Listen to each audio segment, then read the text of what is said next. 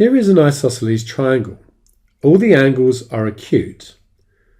The area of the triangle is 120 square centimetres. Work out the size of angle Y. I'm going to call this angle here X because it's between the two sides that we know. The area of a triangle can be written as a half AB sine C. When we have the situation we have here, A and B are the two sides and C is the included angle. So with the values we know, 120 is going to be a half times 16 times 16 times sine C. So 120 is equal to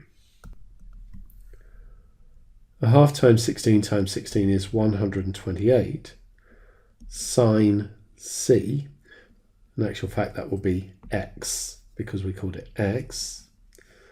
So sine X is equal to 120 over 128.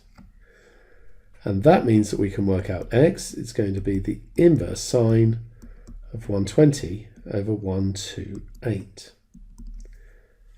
So let's use the calculator and let's just make sure that we are in the right mode. So degrees is 3, and then we'll do the inverse sine of 120 divided by 128, and that gives me 69.64 degrees. So 69.64 degrees.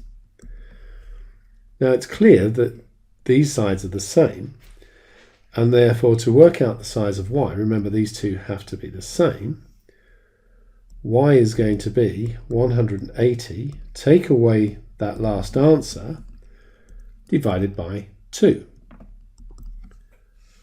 So we'll do 180, take away the last answer, and divide that result by 2, and we'll get 55.18 degrees.